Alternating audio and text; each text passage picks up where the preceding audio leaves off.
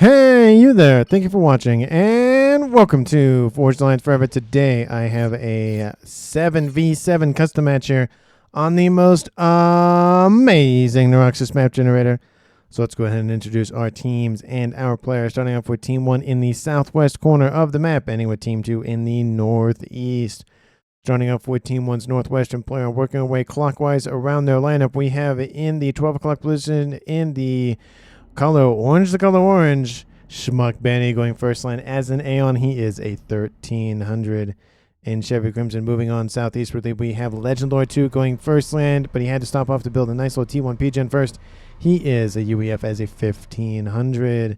In Ruby Red, we have the Seraphim player of Pepe's going first land. He is a 1200. And in Amethyst Purple, continuing on southward, we have Active Backlash going first land as an Aeon as a 1700.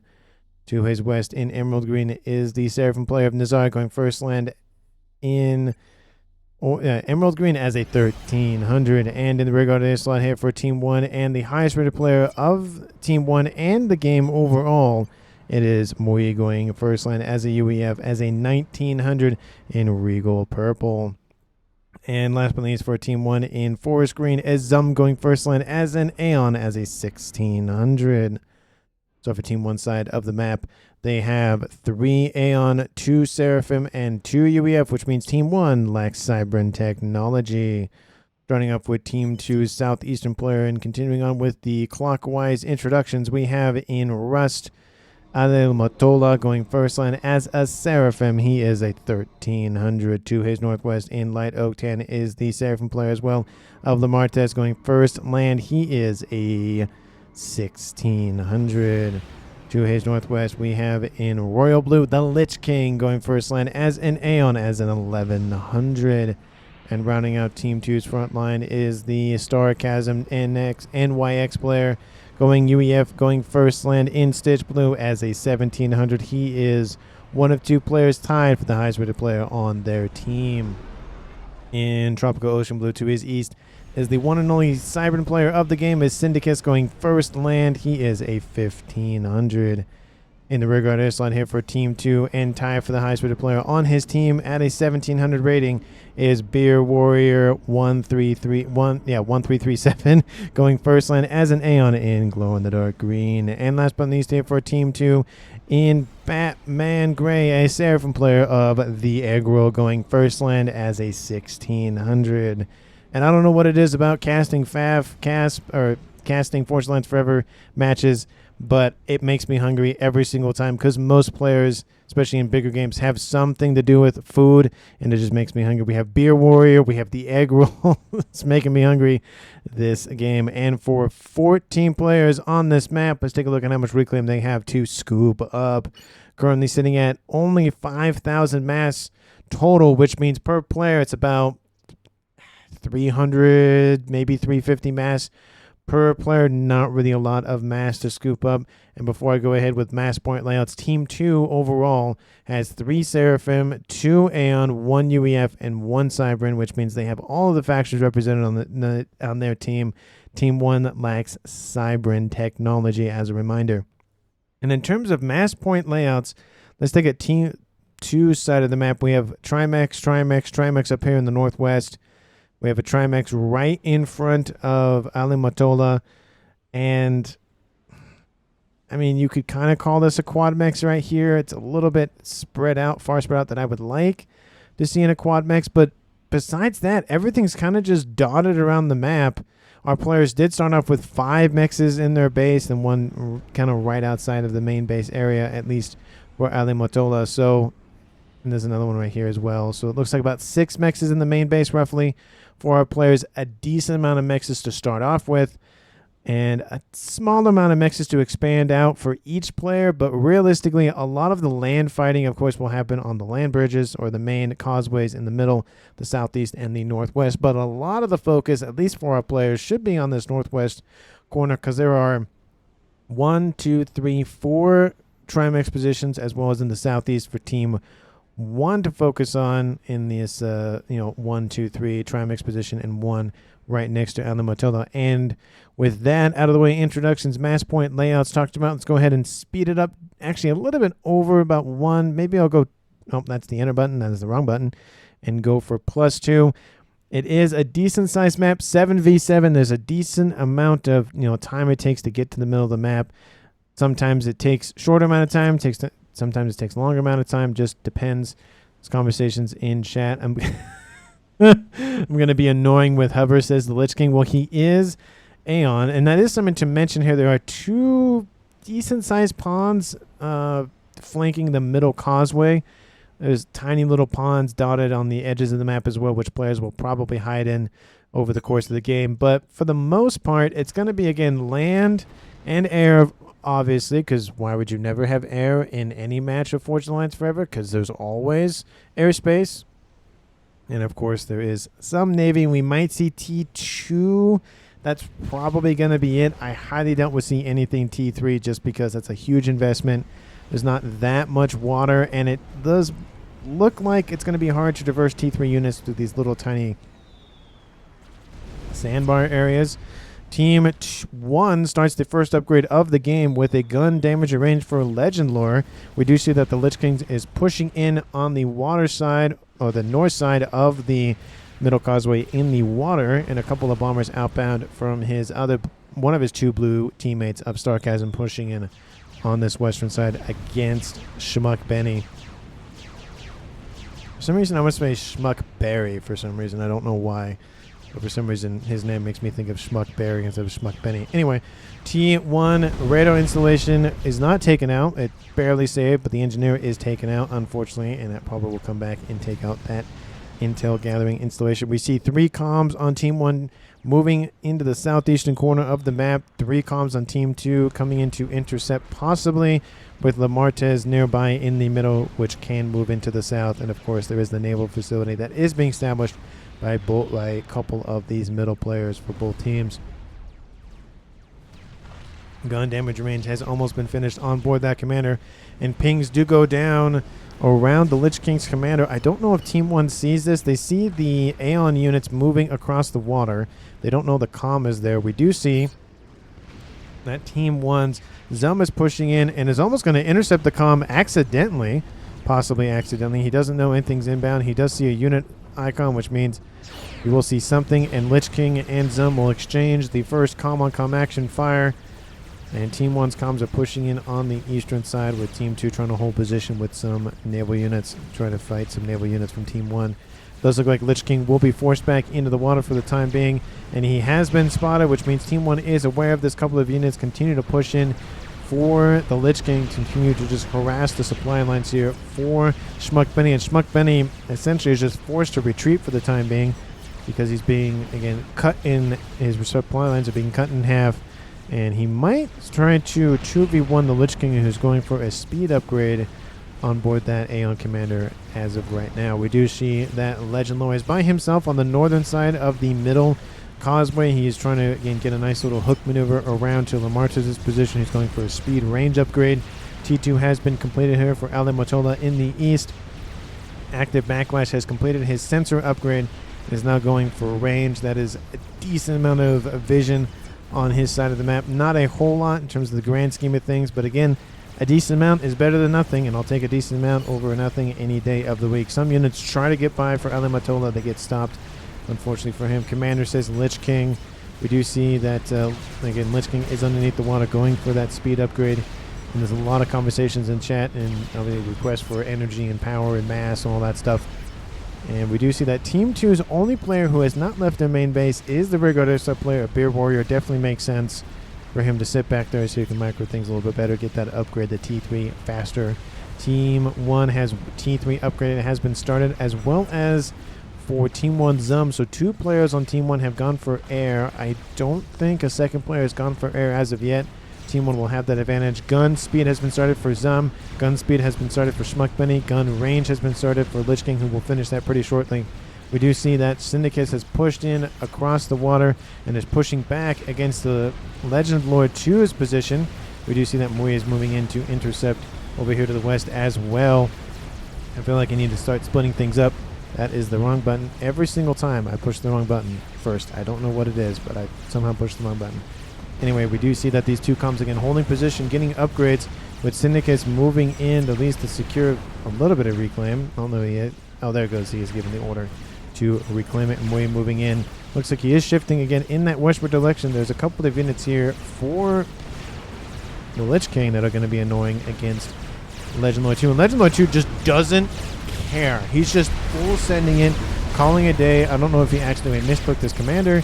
I have no idea, but he is suffering here. Lamartis has a gun upgrade. Legend Lord is decently suffering. Has 1-star veterancy. Probably trying to spam up for a second one to get some more hit points. There's a couple of T1 PD that are going to be built over here, as well as one that's right here. Legend Lord is in the red, sub 2,500 hit points, sub 2,000 hit points, and falling. I don't know what he was going to try to accomplish with this push. I'm going to shift over to the west here, and there he goes. Team 1 loses the first player of the game, and that is Legend Lord 2 at almost 9 minutes on the dot. Again, I don't really know what happened. Mui's like, what the heck happened?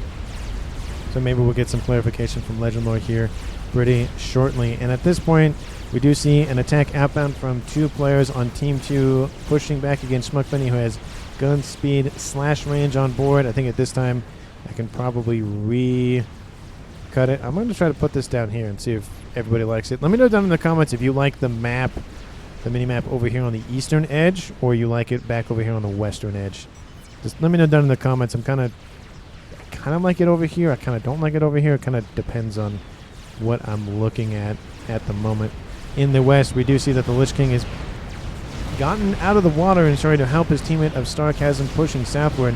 He is in the yellow. Zum is in the green still, with Schmuck Benny falling into the yellow. A couple of Team 1 Renegade gunships, Jester gunships outbound from Team 2's Syndicates, moving in to try to go after Schmuck Benny. They don't do a lot of damage, but again, something's better than nothing. Starchasm has some PD online, has 1 T2 PD, but that's better than nothing. And these 2 Aeon commanders might just force their way forward. Schmuck Benny is continuing to push and push. He's falling into the red, sub 2,500 hit points. He's barely in range of that T2 PD. There's 1 Jester nearby, and the comm trying to catch up. 1,200 hit points and falling. 600 hit points and falling. A couple more shots will kill the commander of Schmuck Benny. Can he get out of range? One more shot. Will it do him?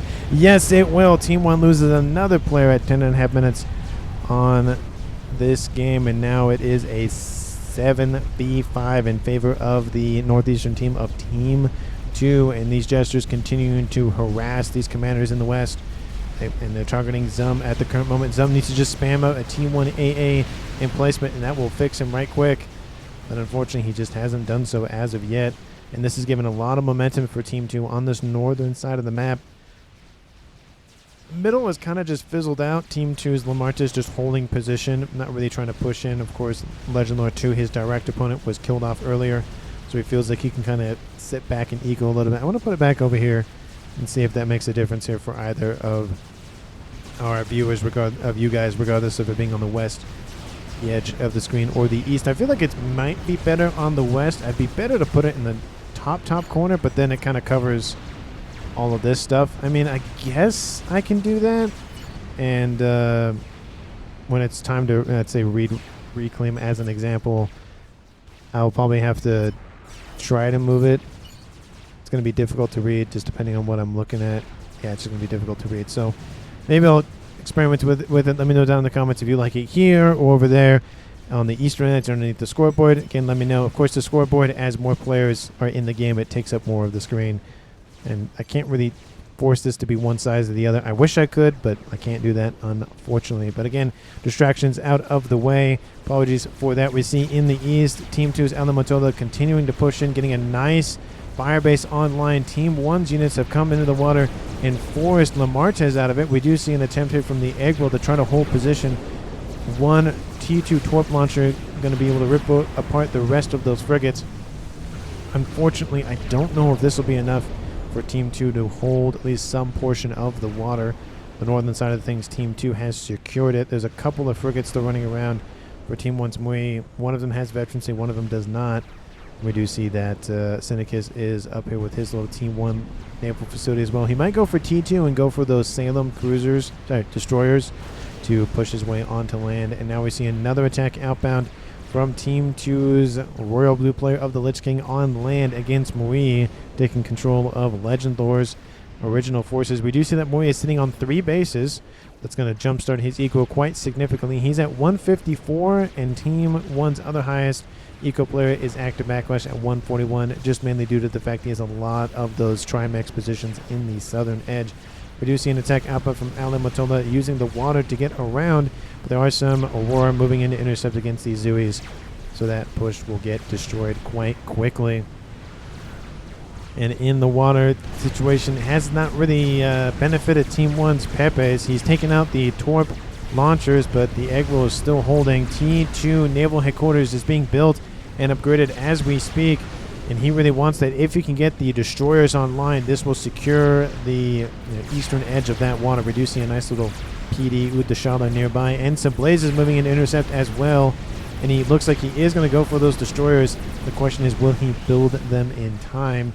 Couple of units dropped off here by Lamartez on the southwestern section of that pond, going after the T2 Naval Headquarters, which is building for Pepe's, but unfortunately it's going to get denied by those T1 artillery units of the Zui, and unfortunately the bombers come in at the last minute and save it. The headquarters upgrades to T2 also at the last minute, giving it a ton more hit points to survive another volley, just enough time for those bombers to come in. Great teamwork here by Team 1's green players. Nazar being emerald green and Pepe's being ruby red. Calm here says Lamartez. Yes, there is a calm there. He will keep his T2 naval headquarters. Definitely unfortunate for Pepe's. He tried to force him into a corner, and unfortunately for him, that corner worked out greatly for Team 2. Shield has been started for Zum's commander. He is in the yellow. Nice little T2 radar installation. Going to give a decent amount of radar signatures for him and his team on that northern side of the map. 14.5 minutes on the clock. Team 1 has 2 T3 air headquarters. Team 2 has 1 T3 air headquarters, that being, of course, the Regardes player of Beer Warrior 1337. More blazes outbound from Active Backlash to try to force the egg roll back, but all this is doing is just putting tons in PD, tons of TMB, tons of defenses over here, just solidifying the egg roll's position. He is out of the water, just barely though. I would definitely recommend that he just pops his head just probably right about there, and that should be low enough to just hide underneath the surface. He can still get targeted by naval units, ground units, and every unit essentially, just because his head's sticking out. We do see more blazes and now shields outbound here for Active Backlash, and the Zui spam from Team 2 is strong, and this is really giving Team 1 a hard time. We do see a missile outbound here from Team 1 going after the T2 naval headquarters, but gets denied by those TMD. And at this point, I think naval units are going to have to be the thing that Team 1 needs to break this position up. Destroyer is built by the egg roll, and Destroyer is now built by Pepe. It's very much in lockstep with one another with their naval tech and unit construction. T2 Navy is online for Syndicate's going for T3 engineering suite, and also is producing those very naughty little walking Salems if they decide to stretch their legs and come onto land.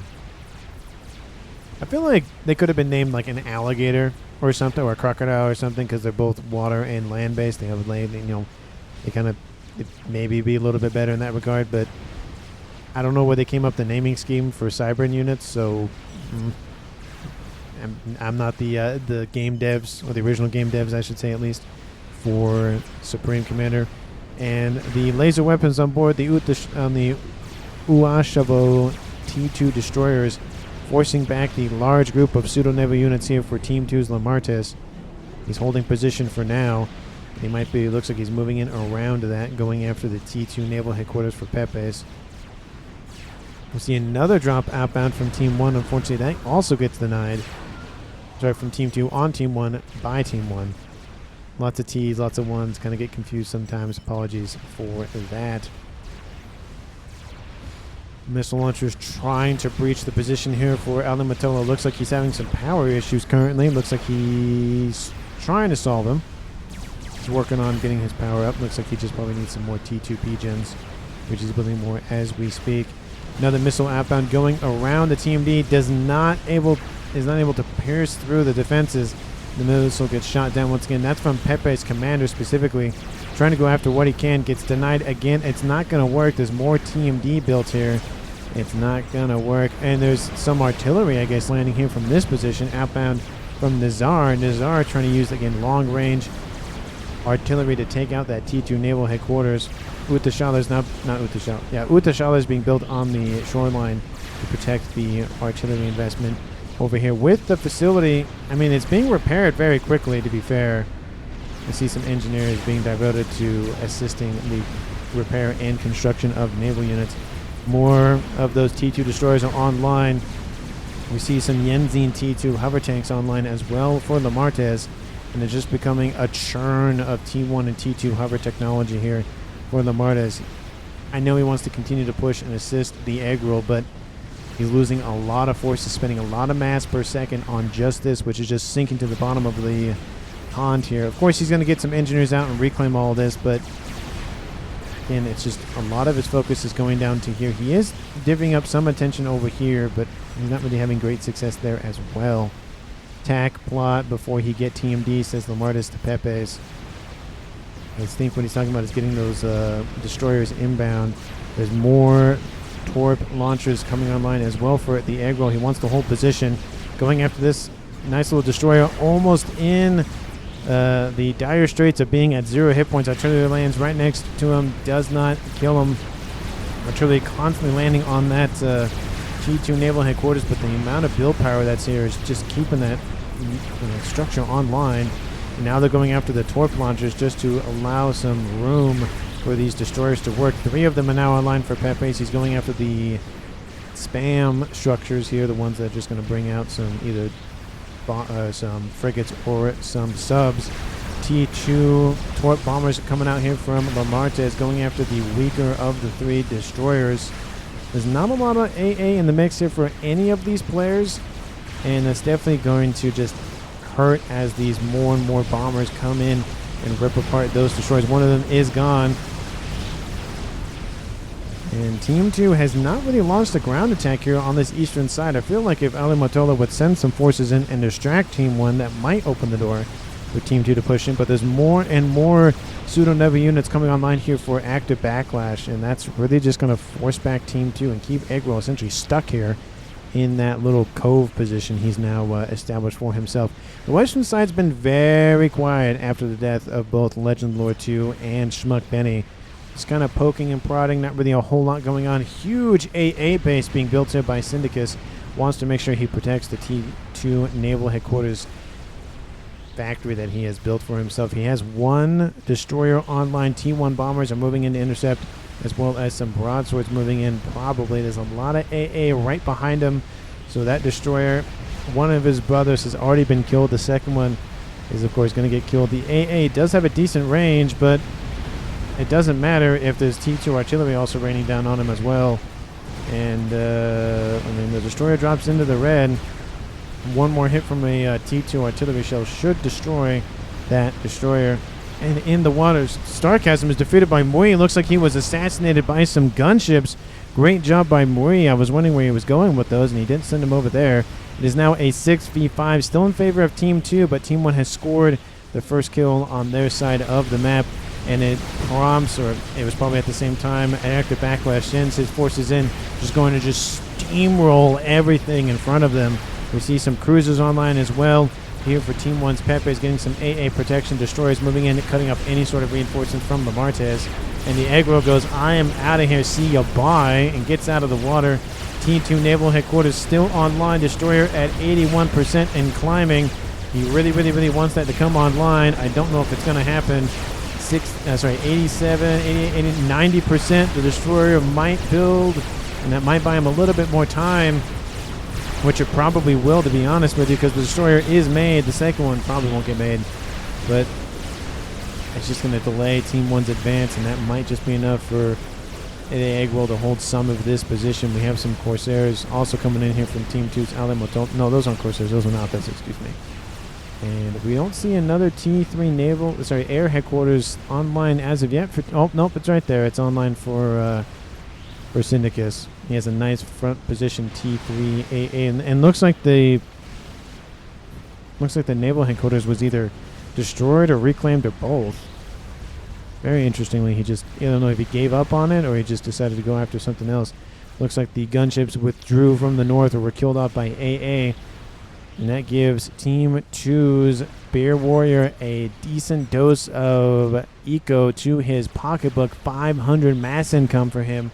That is huge. He can really scale his air grid quite quickly, and he can fight back against the 2 air players for Team 1, that being Zum and Team 1's main rigger slot player of Mui.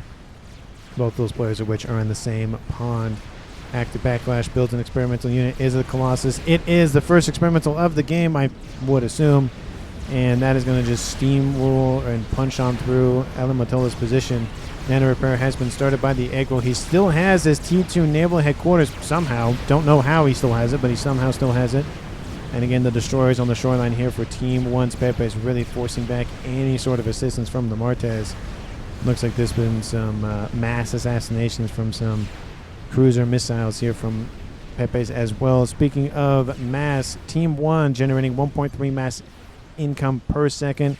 Team 2 1.5, 1.6. So Team 2 is ahead in the mass generation game by a decent amount. And there's some reclaim going on, so those numbers are going a little bit haywire with the accurate counts. Team 1 sitting at 5 players left. Team 2 sitting at 6, with Starchasm NYX being the latest casualty of the game. Map control, I'd say it's definitely, 51% for Team 2, 49% for Team 1. Maybe 55% just because they have this causeway over here and they have the central plateau as well. But again, let me know down in the comments who you think is going to currently win this game. And of course, if you haven't done so already, like the video and subscribe to the channel. I really do appreciate all the time and attention to give to any and each of my videos. Thank you so very much. And we do see an explosion here from Team 2's Elemental tried to run away from Active Backlash's Colossus, and now it is a 5v5 game tied up once again. We do see that Egro is in the yellow, but he survives just barely. Again, he's teetering on between life and death. If he stays in the water, he's going to be, just peppered by some T2 destroyer subs. And if he gets back on the land, does that laser from the Colossus. The Egg Roll tries to take out the Colossus, isn't able to, and now he is gone. That is a double kill here for Team 1's Active Backlash, killing off both Ale Matola and the Egg Roll. And it is now a 5v4 in favor of the Southwestern team of Team 1 for the first time in the game at 24 minutes. And this causeway is going to be ripped apart. Everything transferred over to Beard Warrior, who get as much out of it as he can. But unfortunately, this is not going to last very much longer. We see some Ilshis online here for Team 1's Nazar just pushing in. He's been a great assistant in the south, using that artillery to try to slow down the naval pressure from Team 2. And here it comes, just continuing to push on forward. I can even see the T3 air headquarters being a target if that Colossus continues to push in. And there's some conversation about you gliding the 1200 B to make game stacked, with some conversation. Don't know what that's in reference to, but something to do with that one way or the other. There's conversations about probably ratings and players being matched up with players, whatever the case may be. I don't know. I can't make one call or the other about which player is playing at what level or whatever the case may be, but I mean, some players have good days, some players have bad days. It's just a fact of life. I mean, you could play the same video game 30 times, for example, and sometimes you win and sometimes you lose. It happens. It's you can play the same board game, play the same card game, can play poker, blackjack, whatever you want to play, and you could win and you could lose. You could be the best in the game, the best in the world, and you still lose. Or you could be the worst in the world and still win. It happens. So it's just one of those things. And I'm trying to take a nice little mental image of what's going on both sides of the map. Ecos now have stabilized between both teams. They're sitting at 1.8k per team. Of course, a lot of that is due to the fact that Team 2 has lost a decent amount of their frontline mexes and a main base eco that once belonged to Ale Motola. Team 2 now going to feel the pain of a Colossus and some T2 units on their now new doorstep up in the Martis' base. Is getting more PD, and he has a chicken online. Mazer says Legend Lord 2. Let me see see this fat boy just very much bullying some engineers just trying to reclaim in the water. It's very much engineers show up, engineers die, engineers reclaim, engineers show up, engineers die, engineers reclaim, and it's just a vicious cycle over there on that pond. 80% says Schmuck Benny, going for T2 artillery, sorry, T3 artillery, and that's from Syndicus, not for Schmuck Benny. Is making a comment about it. So Team 2 started thinking about how to end this games even before 30 minutes. And we see anything else spicy going on Team 2 side of the map. Chicken, again, T3 land headquarters and whatnot. Colossus has been started for Lich King. Maybe an artillery position, possibly. That is a very bad diamond. And artillery is almost online. Group of hives going to be built. Maybe we'll see a Scathis be built. Maybe we'll just see a bunch of crabs be built. Air grid being more and more expanded here for Beer Warrior. Team 1, do you have anything spicy going on your side of the map? P-Gens, Mats Fabs for active backlash. Shields being built around the air grid. Love to see that in preparation for the artillery coming online. And nothing really else here for Team 1. So Team 2 has the only thing that could possibly end the game. One artillery isn't going to end the game. 3 or 4 artilleries, that can end the game. Colossus running around here for the Lich King. Second one right behind it, and is just going to shove that forward here for Team 2 and establish a nice little front line right there. But again, we haven't seen a lot of action in the middle of the map. That's partly due to the constriction that you see with this giant plateau here. If this wasn't here, I definitely we'd see a lot more land engagements, because it's just a huge breadth of land to cover in the middle. These little quarters on the eastern and the western side are nice and a little bit better to manage versus these little tight quarters. Gunships moving in, going after the Colossus. Artillery landing on the SMD position here for Zum in the middle of Moi's base, once belonging to Legend Lord 2. And gunships now starting to rip apart that Colossus. Colossus won't make it into the water, will be significantly lower on hit points. And ASF's moving in here from Team 2's Beer Warrior. We could see the first airfight of the game.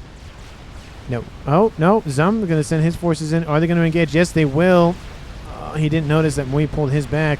Is that enough to entice Beer Warrior to send his in?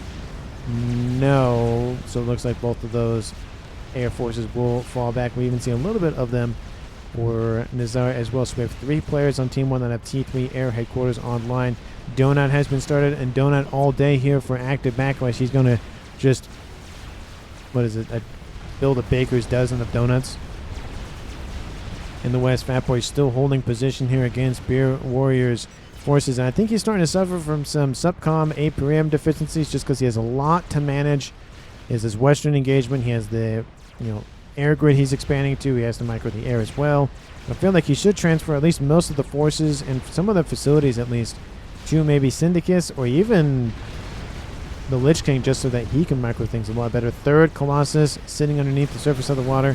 Gunships raiding the upper plateau here from Mui, just trying to poke and prod at everything that he can on Team 2 side of the map. Team 2 sitting at 2.4k mass income. Team 2 at 2.1k income. That's probably due to some mass fabs, I would assume. I love how there's now just there's an SACU in the middle of some hives. Like, hey, how's it going? Guys, I'm trapped here. Guys. He's going to build an air facility, land facility. He's going to, oh wow, he's going to just spam up T3 land units very, very quickly with all of that SACU assistance and hive assistance as well. Bear Warrior builds an experimental. He is Aeon. Did he build a donut? I don't see a donut. Did he build a Colossus? Probably a Colossus. Maybe a UEF Fat Boy. He's building a Duke as we speak up there to the northwest. Of course, that Disruptor is still firing. Team 1, have you tried to counter artillery with your own artillery? No. Donut is under construction. At least the second one is. First one has been completed. Air grid still being expanded here by Mui. I don't see anything of note for Team 1. I don't know if they're averse to artillery or whatnot, but they're not focusing on it at the current moment. Team 1 having a huge staging area forming here in the east with a bunch of Harbingers. You see that Colossus sitting in the water. Team 2 probably has, that's Team 1. Team 2 has probably noticed it at some point, or maybe it's commenting that Team 1 can move that Colossus. There is a chicken nearby as well. This will just be added to the pile for defenses from the Martes. We see a land invasion occurring on the northern side of the pond here from Pepe's. An air fight did happen. The air fight did happen. Apologies for missing it. Team 1 wins that air fight. There's a couple of AA emplacements around this air fight that did happen, but Team 1 will net positive for that. Going after this cruiser here for Syndicus. That'll be taken out quite quickly by those broadsword gunships. And there's some mobile flak here surrounding these Colossus in the, or on the surface of the water, or actually above the surface of the water. And we're just continuing to just punish the air from Team 2's beer. But again, the problem is there's more AA being built all the time. So it's one of those just war of attrition things where the further he pushes in, the longer he pushes in, it's just the worse it gets for him. AA tries to push in. Huge grid being expanded here by Team 2's the Lich King. And he does have the mass for it. He doesn't have the power for it, but once he gets the pigeons online, that's going to be a decent air grid hit for him. We do see that Donut is on the front lines over here going after the chicken underneath it. The chicken is suffering. Colossus attack in the east is going to split the attention of Team 2's defenders in the east. There's another Donut inbound as well. Team 2 again doesn't have any air to fight back against this. They have some AA, but that chicken is gone. It's done and dusted. Colossus continuing to push in, just doesn't care about the everything else that's behind him like the chicken. Second chicken going to be targeted by that Donut. Donut has lost all of its shielding. Second Donut is moving in to assist as well.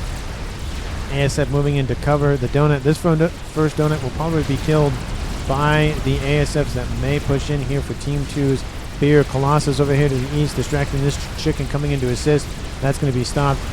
And that second chicken is now gone here for Team 2's beer. And that third chicken is in the red here. Ion Storms are activating, not really ravaging Team 1's attackers, but again, 2 experimentals are down for Team 2. Third one's about to be down. Fourth one's down. Another Colossus is going to be down here for Team 2. Lots of mass, sorry, for Team 1. Lots of mass on the eastern side of the map here for Team 2 to scoop up. It's in their base. Currently on the map, sitting at, see, this is the problem with this whole, the map being here. I might just push it down a little bit just so I can see it. Nope, that's not enough. Sorry, I'm doing this on the fly. Apologies. And 180,000 mass on the field, most of it residing on that eastern engagement over here. Chickens will prevent any sort of reinforcements for the time being for Team 1. But we have more Zui just throwing every shot they can. All the air has been defeated here by Team 2's AA defenses. Donut pushes in, goes after the T3 land facilities that have been built up here by Team 2's Syndicus. Half of those are gone. They're done and dusted. And the artillery is still online. I don't know why they didn't go for that. Maybe they wanted to cut off the land unit spam that's now popping up here. All these bricks running around the map here. And that SACU is just kind of sitting here like, huh, I somehow survived that.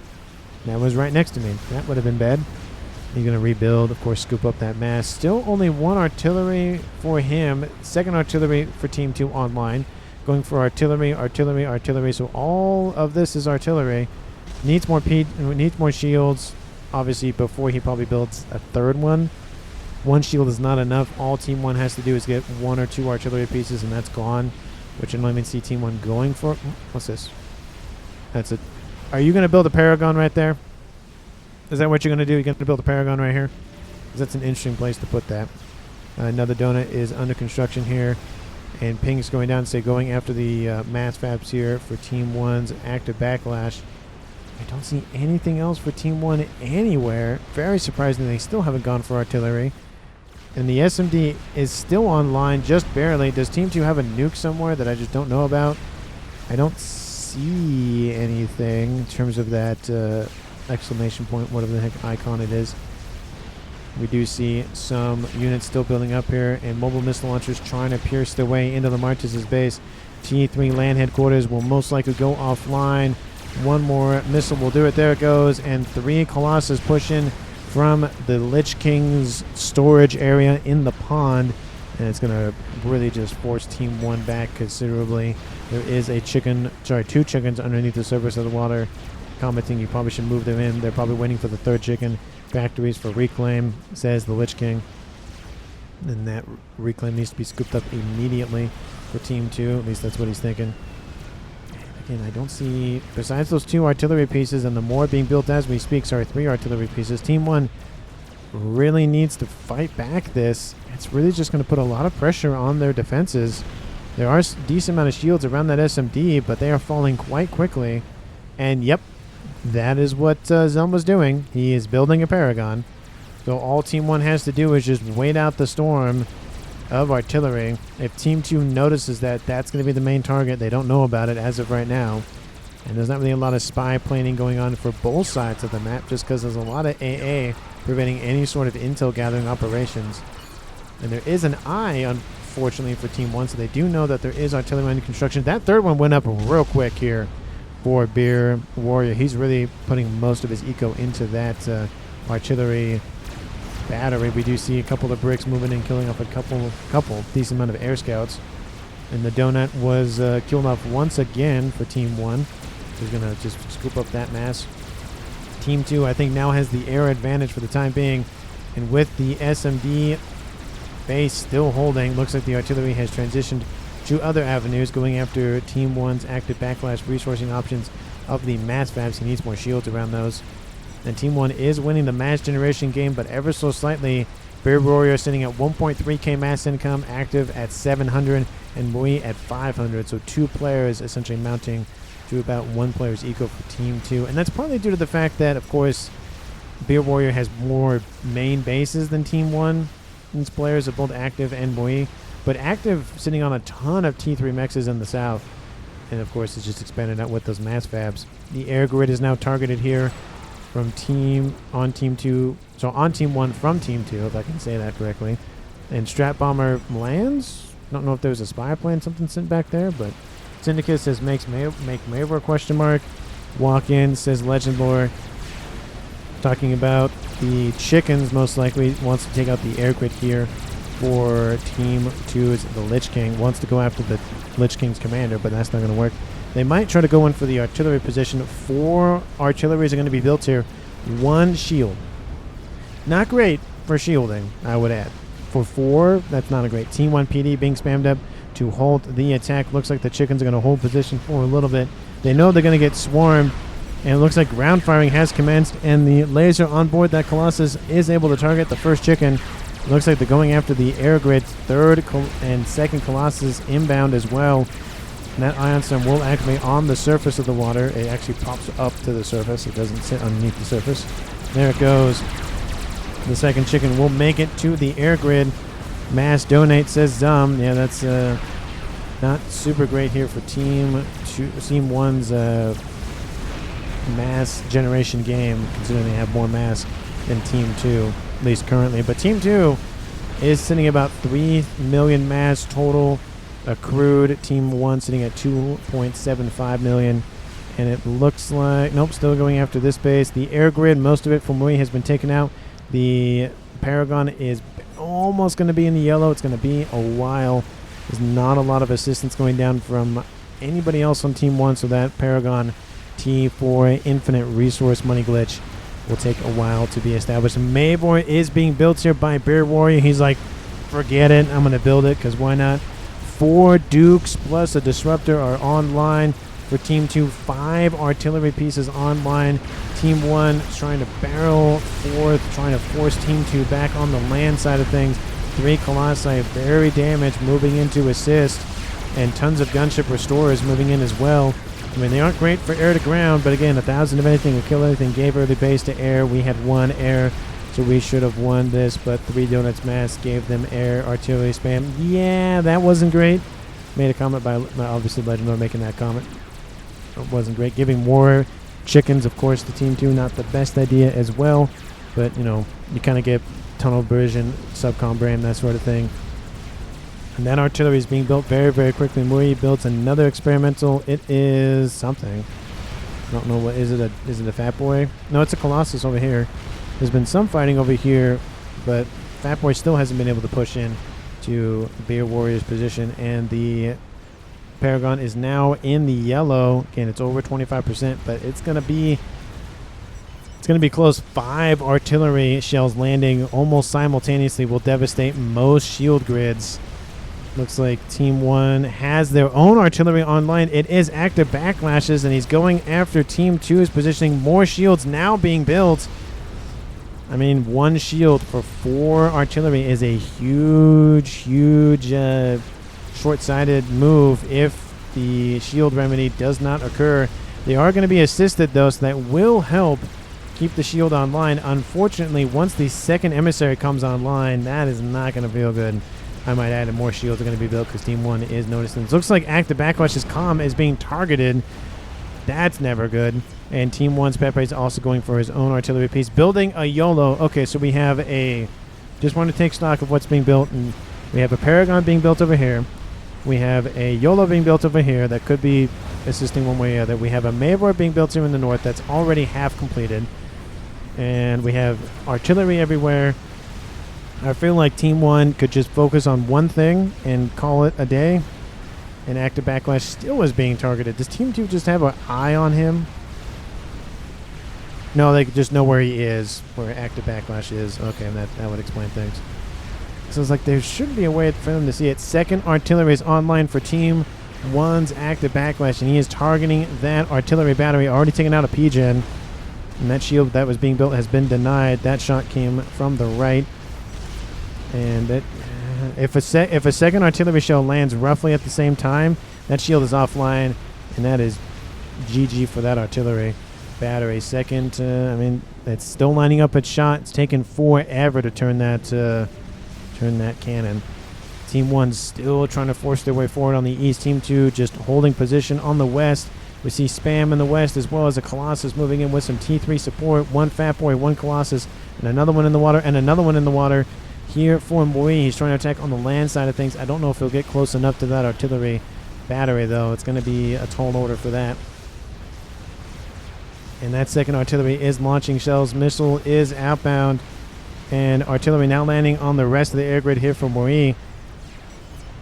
It's not going to feel good here for him. Fortunately here for active backlash, I don't think Team 2 has spotted that. Oh, no, they've spotted it. Just didn't target it till now. All those artillery shells land to the west. In the north, shells are constantly landing, or artillery shells, and the shield goes offline. The shield is offline. 1 greatly placed artillery shot, and there's 2 inbound. One's going to be to the right. One's going to be to the right on top of that shield. There it goes.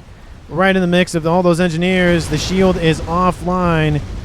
And those engineers immediately need to build another shield. And 4 artillery going after that emissary. One of them is down. The other one, is it going to be enough? Is it going to be enough to take out all of those PGens? There goes one PGen. And 2 artilleries have taken damage. Oh, that artillery shell landed to the east. Just barely lucky here for Team 2's Beer Warrior. Fire another shell. I think that's the last one he's going to get out of that. There it goes. Shields need to be built. Active backlash trying to keep them on as long as he can. And 1 artillery is taken offline. Shield comes back online, though, and goes back offline. One more shot will do it. And I don't think he's got it. Team 1's active backlash goes down to a control K. Thinking that the game is over in the east. Restorers move in, push back. Active backlash's forces. And that artillery is still online. Another shot inbound. Does not clip that Duke. In the west, assistance from Pepe is moving in to assist that Paragon. He's still building his YOLO. Well, actually, no, he's reclaiming it. He's reclaiming his artillery as well. And the counterattack on the land and air side of things for Team 2 is mounting. And another shot from the emissary is inbound. Will it hit the PGens? Yes, it will. And it will kill off another artillery. 2 more remain. The disruptor over here is still online. Nuke is online as well and half loaded. And all the things come out of the woodwork. You can see the restorers have pushed back Team 1's land army, but looks like they've held for the time being. The emissary, one of them remains. The main base for active backlash is just ripped apart, trying to go after the PGens, I would assume, to cut off the eco reserves. And it's now a 4B4 beer. Zoom out. Says Syndicus. I don't. What is he? What is he talking about? I don't know what he's talking about. And we see that Colossus is moving in, and it's gonna get close. No SMD, says active backlash. Oh, he's going to target the shielding. He needs to keep going. Needs to go after this Pigeon. Will do it. That Pigeon will do it. Kills off both of those artillery. That Colossus was worth it. Looks like, was there another one inbound? No, there was just that one, it looks like. So Team 2 loses 4 of their artillery replacements and the Mavor as well. That's, I don't know how close it was, but 74,000 mass, definitely a chunk. So probably about, we get about half. So maybe it was about half. It was over halfway done last time I saw it. So probably about a 60%, maybe 75%. How's the Paragon doing? The Paragon is now completed. You wait for a second. And the spam commenced going immediately for a Mavor, because why not? Wow, never thought that Paragon would get up. Yeah, I didn't think it would either. Scout, Mavor, says Pepe's. Well, that Mavor is gone. Team 2, do you have anything else in the clip? YOLO coming online as well. The only thing we're missing is the Scathus, and all 4 of the game enders in the game possible will be either built or seen at some point. Nuke is online. Not loaded yet. Team 2 is about to launch the first nuke of the game. SMD is online. And game is paused and unpaused. There's no SMD protecting this artillery. That's going to hurt. SMD over here, not loaded as well. SMD over here is loaded. And restorers are moving in, probably going after that SMD emplacement, I would assume. Does Team 2 even know about the Paragon? They do know about it. They can see it on the map. Don't know what they're going for. But all the artillery should be focused on that Paragon. Is the Disruptor even in range is the question. Because that would be... Yeah, no, it's in range. Artillery is going to be taken offline here for Team 1. But it did its job. It took off most of the shields, a couple of the artillery, and then the Colossus came in and ripped the rest of it apart. That'll be the first nuke of the game. 44 minutes on the clock. And those restorers are still not able to take off the take out the SMD. Definitely kind of weird. There is a donut online for the Lich King, but I don't know if Beer just doesn't want to send all of them in and get him killed. I don't know, but Mavor is almost in the yellow. SMDs being built around the Paragon. Just everything from both Mui and Zom being forced into that. Kaboom! Kills off an emissary and the rest of those emplacements and shields. There are some engineers that do make it out just barely, but not by much. 2 Colossus push forward, and I don't know if this is the smartest play. I don't know what they're going for is the question. I don't know why Mui's sending them in. He's going after the artillery, it looks like, but I don't think he'll make it. There's a lot of restorers, a lot of T1. Actually, those are, sorry, bricks, excuse me. There's a couple of T2 tickle cannons right there, so they're not going to get anywhere close. And how is that YOLO doing? Wait, nope, it's right here. It's in the yellow, about to cross into the green here pretty shortly. Needs to get to 9,000 to do so, so it's over 50%. Nuke is half loaded. This nuke is a quarter loaded. Team 2 still has artillery. It's going to build the Mavor. It's in the green. 7,300 hit points and climbing. Our Mavor is almost finished, says Syndicus. Zub, your Mavor is not building. That's awkward. That's very awkward. Needs more shielding. Needs more shielding. Need to finish then ASAP. Still hasn't started construction of it. Scout this, says active backlash. It is constructed. The T4 experimental artillery that the UEF used to compensate has been constructed.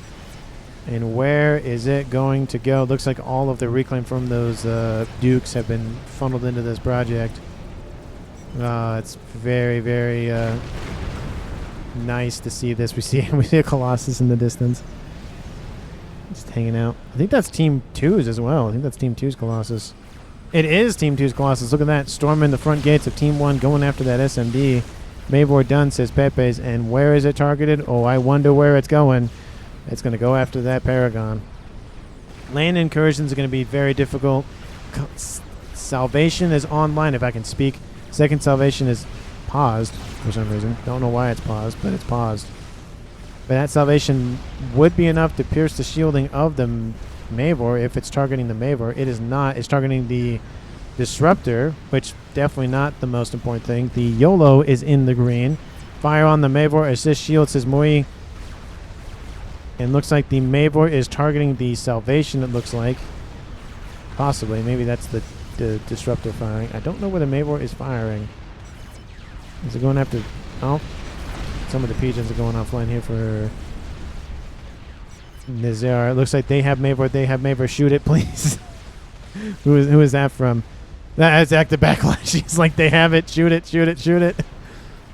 And we have of course, the gun, not the transport, shielding, trying to shield against Salvation Fire. The only issue with Salvation Fire is because it spreads out so much, and it's very difficult to shield from explosions in the distance. I'll have to check if that was the Salvation. Shield is falling on and offline. Some of those shots are being blocked by the transports, but not all of them. And the Salvation is taken offline. That's what we saw in the distance. Another Salvation's being built. Another Salvation's being built. Finished YOLO, says Legend Lore. It is... It's not worth it. Team 2 is going to get a YOLO as well, and I wouldn't be surprised if it's almost... And it is almost done. This is a very close game here. All it's going to take is maybe one YOLO, a couple of plays Mavor shots, and that'll be the game. Salvation is denied. Mavor is in the green. Mavor probably needs teledefense more than you have, says Lich King. I mean, probably, but Corsair fleet is inbound for Beer Warrior. Looks like the land incursion has kind of stopped here for now. Team 2's focused more on game enders and artillery and whatnot. Disruptor's still online, just barely. And second Mavor is being built. It's going to take a while. I don't think that's going to finish in time for the rest of the game. It looks like the Mavor is still going after... I don't know what's going after it at this point. It's going after this position, looks like. Fielding's being taken offline. There it goes. Engineers going the wayside. Oh, the YOLO is almost done here for Team 1 as well. It's going to be a matter of how fast can they fire the YOLO. Team 2 has SMD coverage, or at least they should. There's nothing here. There's nothing here. There's no SMD. Oh, there's one over there. The YOLO is loading as we speak. Team 2, where are you going to put that YOLO? You probably should put it right here. Or you're going to probably put it back here. And the Mavor is almost done. It's not even done yet. Oh, that's so... Oh, and there it goes. It's not done anymore. Ooh, that's going to hurt. And there it goes. There goes the Paragon. Kaboom. Yep, thank you, Lich King. Kaboom. Maybe he watched my cast when I talk about nukes. And the YOLO will fire. Team 1 doesn't have a YOLO yet. It's... Oh, there it goes. There's the YOLO. What are you on it? What are you on about, says Mui. You walked calm into their bait. What happened? You should have helped Benny with upgraded comms to stop left expansion. Oh, probably talking about Legend Lore too, maybe? We need to get a scout stream. And YOLO is outbound from Team 2. There it is. Where is it going to land? It's going to land where the where the Paragon was, I guess. And the Restorer is moving in for Beer Warrior. There they go. SMD will fire. Second one will fire. That SMD has been depleted. YOLO is outbound going after the Paragon. Not the Paragon, sorry. The Mavor. The Mavor does have SMD, has 7. That Mavor is going nowhere at this point. Might as well just target the YOLO at this point. Another nuke is being built here and loaded here by the Lich King. Restorers are in, and the Restore wave is inbound. That's all I can call it. Oh, the nuke is fired. Like I said, it's not going to go anywhere. It looks like more nukes are being thrown at this YOLO as well. And at this point, I think we can tell the way that this game is going to go. Let's put it up just to 1.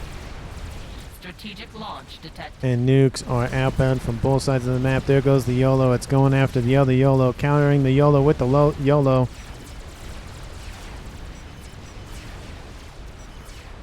My para is under... He has a Paragon. Where's his Paragon?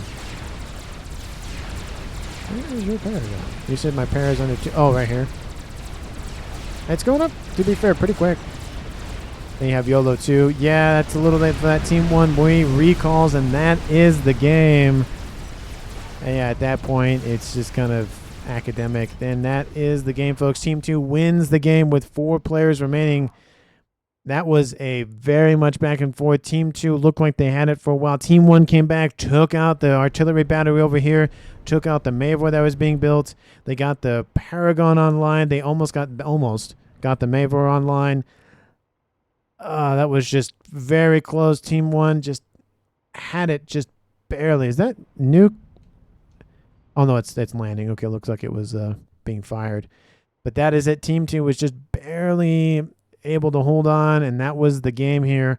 And I think a lot of it did come down to a reclaim. I don't see the exact totals because the game. I don't like it how that grays out all the everything, and I don't know what's going on anymore. But it looks like there's also a chicken running around. But I think Team 2 just got so much more reclaim and funneled it into all those Dukes, and then they funneled all the Duke Rex into the Mavor, and then they finished the second Mavor because why not? And it just came down to a sense of Team 2 just had more stuff, and they were they had the YOLO, which they didn't really need, but it was nice to have. It just came down to Team 2 just having more than Team 1 did. Well, let me know down in the comments who you would pick for MVP. I don't want to just pick the Rear Guard Slot player, Beer Warrior, because he just inherited a bunch of stuff and just built artillery and just won the game that way. That was the most impactful thing of the game, though, is that Paragon, had it continued to be online, would have been the game for Team 2. But Team 2 did get a YOLO, so that might have been enough to really punch through at least a little bit. There was still some SMD coverage, but it would have been close. If the Paragon stayed online, the Mavor was destroyed in the Salvation Barrage, it would have been another probably couple of minutes till we saw who won the game at that point. But I think if the longer the Paragon exists, the better it is for Team 1. So I think Team 1 probably would have won. Maybe. But let me know down in the comments again who you would pick for MVP or who you think would have won the game had the Mavor been killed off the second time, at least for Team 2's Beer Warrior. But I think Beer Warrior does deserve MVP because he was very impactful in the game and really just netting Team 2 to victory. But again, let me know down in the comments who else you would pick for MVP. If you haven't done so already, like the video and subscribe to the channel. I really do appreciate all the time and attention you give to my videos. And please share this video with anyone, everyone, especially your pets, because everybody, including your pets, deserves to watch Supreme Commander Forged Alliance Forever FAF Cats. Thank you so very much for watching, and I will see all of you in the next one.